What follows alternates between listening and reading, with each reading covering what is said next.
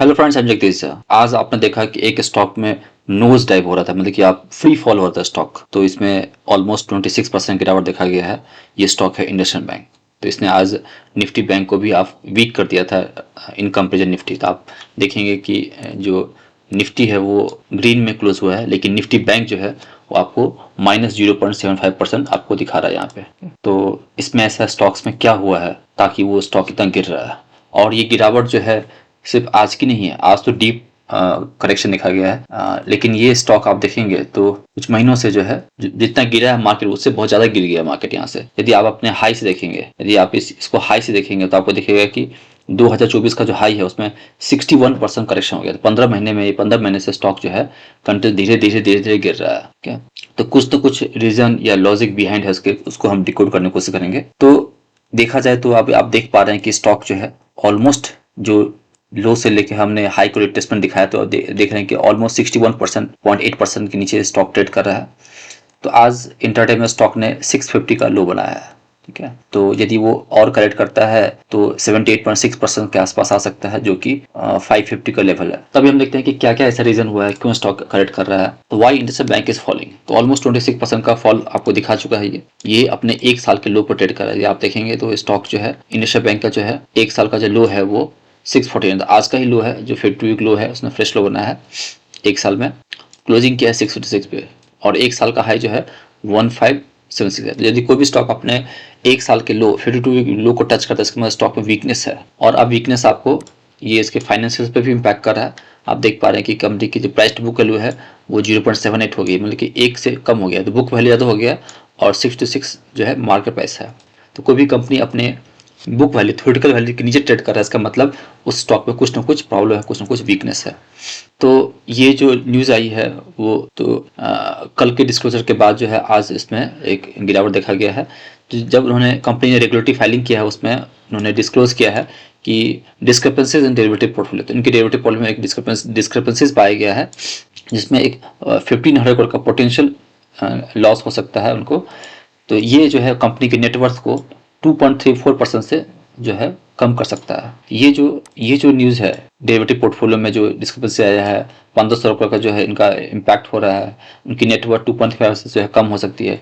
ये सब का जो है मार्केट में एक रीज़न बना स्टॉक को फ्री फॉल होने का। और उसमें आप देखेंगे तो आरबीआई भी जो कॉशियसफुल ले रहा है, तो आरबीआई ने उनके सीईओ जो है मिस्टर सुमित कथपालिया, उनको भी एक्सटेंशन जो है सिर्फ एक साल का ही दिया है, जो कि लोअर देन एक्सपेक्टेड था। ठीक है, उसका बाद उसका कंपनी का जो परफॉर्मेंस है वो भी काफ़ी वीक है। आप देखेंगे इंडसइंड बैंक का जो परफॉर्मेंस देखेंगे तो इस क्वार्टर में कंपनी ने 1400 करोड़ का जो है प्रॉफिट दिखाया है। तो यदि आप इसको प्रीवियस ईयर से कंपेयर करेंगे, दिसंबर 2024 से दिसंबर 2023 से कंपेयर करेंगे, तो आपको देखेंगे यहाँ पे 2200 करोड़ का था, 2300 करोड़ के आसपास था, और 1400 करोड़, ऑलमोस्ट हाफ हो गया, ऑलमोस्ट हाफ के आसपास है।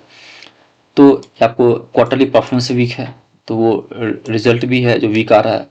तो ये सब जो है इसका पूरा ओवरऑल मार्केट को वीक कर दिया है। आप देखेंगे मार्केट कैप में काफ़ी इरोजन हुआ है, ऑलमोस्ट 78 करोड़ का मार्केट कैप लॉस हुआ है। 2025-2024 के पीक से आप देखेंगे तो 78,000 करोड़ का मार्केट कैप जो है लॉस हुआ है कंपनी को। तो अभी जो है 51,000 करोड़ पे है, और इस वीकनेस में ये अपने पीयर्स में सबसे नीचे आ गया है। तो आप देख रहे हैं कि यस बैंक भी उसको ऊपर आ गया है। कहीं ऐसा ना हो कि यस बैंक की स्टोरी रिपीट ना हो जाए, तो ऐसा हम प्रे करेंगे ऐसा नहीं हो। क्योंकि आप यस बैंक को देखें तो यस बैंक जो है वो 400 रुपये का स्टॉक गिरते गिरते गिरते गिरते 16 पे आ गया। तो इससे हमारी लर्निंग ये है कि जब भी कोई स्टॉक ऊपर जाता है, गिरता है, तो आप do not catch the falling knife. गिरते हुए चाकू को और गिरते हुए स्टॉक को कैच नहीं करना चाहिए। नाइफ को कैच करेंगे तो इंजरीज टू हेल्थ है, और फॉलिंग स्टॉक कैच करेंगे तो इंजरीज टू वेल्थ है। तो हमने अपना यहाँ पे कंक्लूजन बताया है कि आप जो है हमने बताया कि आज निफ्टी बैंक जो है निफ्टी से लो था, वीक था, ऑलमोस्ट 0.7% डाउन था। तो यस बैंक के मार्केट कैप से भी नीचे अभी जो है ये ट्रेड कर रहा है।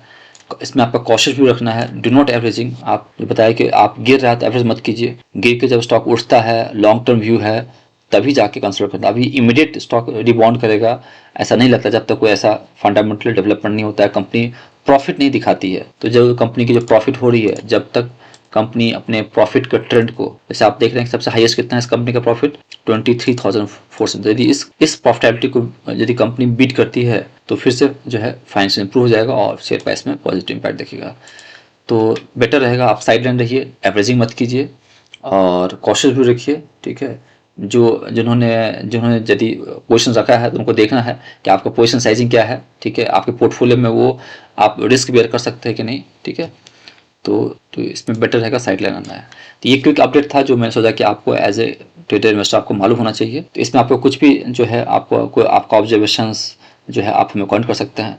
आपको लगता है कि जिस तरह से मैं स्टॉक को एनालाइज करता हूँ वैसे आपको सीखना रहेगा तो आप हमारे वेबसाइट को विजिट कीजिए jagdishsir.com। वहाँ पे आपको हमारी क्लासेस डिटेल दिख जाएगी। ये फर्दर अपडेट के लिए हमारे टेलीग्राम चैनल को भी आप फॉलो कर सकते हैं, उसका लिंक आपको यूट्यूब के डिस्क्रिप्शन बॉक्स में मिल जाएगा। आपको यदि कोई एडवाइस चाहिए, गाइडेंस चाहिए म्यूचुअल फंड में, तो मैं म्यूचुअल फंड डिस्ट्रीब्यूटर भी हूँ जहाँ पे लोगों का पैसा मैनेज करता हूँ म्यूचुअल फंड में।